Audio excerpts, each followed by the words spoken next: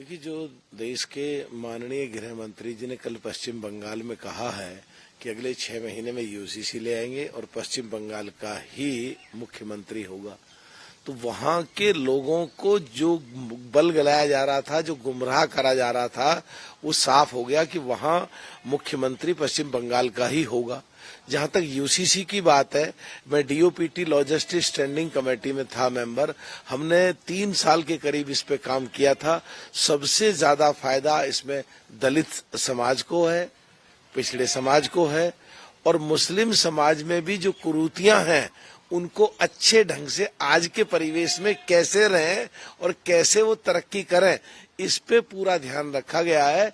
तो जो कुछ लोग गुमराह करने की कोशिश करते हैं, सो कॉल्ड इंडिया गठबंधन के लोग, जब यूसीसी पे काम हो रहा था स्टैंडिंग कमेटी में, तो उनके एमपी जाते ही नहीं थे वहां।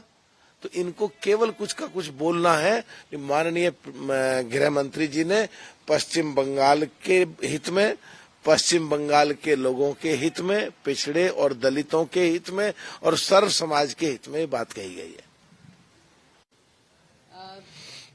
हुमायूं कबीर के सवाल पर अमित शाह ने सीधे तौर पर जवाब दिया कि बीजेपी कभी भी किसी ऐसे व्यक्ति का साथ नहीं दे सकती है जो बंगाल में बाबरी मस्जिद लाए। देखिए, जो बाबरनामा, बाबरी मस्जिद और जो माननीय सुप्रीम कोर्ट का आदेश पिछले दिनों आया, सबको ध्यान में रख के सीधी और बहुत शॉर्ट में माननीय गृह मंत्री जी ने बात सीधी सीधी बोल दी है। और जो सो कॉल्ड इंडिया गठबंधन के लोग झूठ, फरेब, धोखा, कहानी और प्लानिंग, स्टोरी, स्क्रिप्ट लिख के जो घड़ने की कोशिश करते हैं, लोग अब समझदार हैं, लोग सब समझते हैं। तो माननीय गृह मंत्री जी ने बिल्कुल साफ और स्पष्ट कर दिए। कांग्रेस का आरोप है कि विमेन्स कोटा जो है उसको इस्तेमाल कर रही है बीजेपी पोल नरेटिव चेंज करने के लिए, और ये एमसीसी का वायलेशन।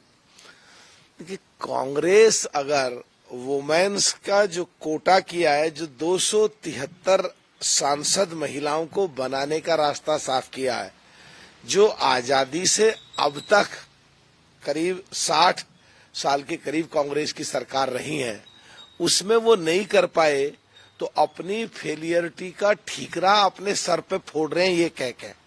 अरे कम से कम अब या तो चुप रहो, या महिलाओं के लिए एक बराबरी का दर्जा मिल रहा उसका समर्थन करो। इसमें भी कमी निकाल रहे हो, अच्छे काम में भी कांग्रेसियों कीड़े डाल रहे हो। आधी संख्या है देश में हमारी माताओं बहनों की, और लेडीज इससे इतनी खुश हैं, इसमें भी तुम कमी निकालोगे तो एक भी लेडीज किसी भी चुनाव में तुम्हें वोट नहीं देंगी।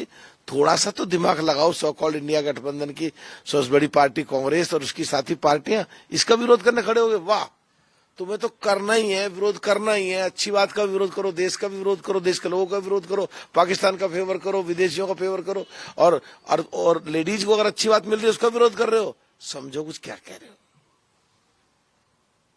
कमीशन ने तमिलनाडु चुनाव से ठीक पहले पुलिस कमिश्नर का तबादला कर दिया है, नए पुलिस कमिश्नर की नियुक्ति कर दी गई। तमिलनाडु के मुख्यमंत्री साहब जो 5 साल अपनी मनमानी करते रहे, अपनी चलाते रहे, अपने स्वाद और अपनी इच्छाओं को पूरी करने वाले लोगों को डीजी या चीफ सेक्रेटरी और अन्य महत्वपूर्ण पदों पर रखते रहे, और अब चुनाव आयोग के पास जो भारत देश के संविधान के अनुसार शक्तियां हैं, अगर कोई गलत लोग हैं और उनको बदल के अच्छे और बिल्कुल साफ छवि के लोग चुनाव आयोग लेके आते हैं, तो अब इनको दर्द हो रहा है। सो कॉल्ड इंडिया गठबंधन की सभी पार्टियों को और खास करके स्टालिन साहब को तो दर्द क्यों हो रहा है?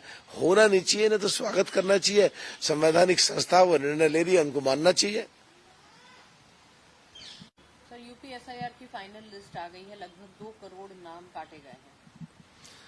देखिए, एसआईआर पूरे देश में काफी प्रदेशों में हुआ है और सभी जगह नाम काफी काटे गए हैं, और ये नाम वो हैं जो लोग इस दुनिया से चले गए हैं या मर गए हैं, तो उनके वोट भी कटने ही थे, और जिन्होंने बोकस बनवा रखे थे उनके भी कटने ही थे, जिन्होंने 2-2, 3-3 जगह बनवा रखे थे वो भी कटने ही थे। और जो कुछ घुसपैठिए, हम हमारे देश के मुसलमानों की बात नहीं कर रहे हैं, हमारे देश के मुसलमानों के संविधान के अनुसार हम साथ हैं, पर जो बांग्लादेश और पाकिस्तान के मुसलमान हैं जो हमारे देश में आ गए और हमारे देश के मुसलमानों के जो हकों को खा रहे हैं भारत सरकार की स्कीम या प्रदेश सरकार की स्कीम के, उन्होंने जो वोट बनवा लिए हैं और वो अपने रिकॉर्ड पेश नहीं कर पाए, उनके भी वोट कटे हैं। तो पूरे देश में सभी प्रदेशों में कटे हैं। उसी क्रम में उसी अनुपातिक तौर पर लगता है, ये थोड़े कम या ज्यादा उत्तर प्रदेश में भी कटे हैं।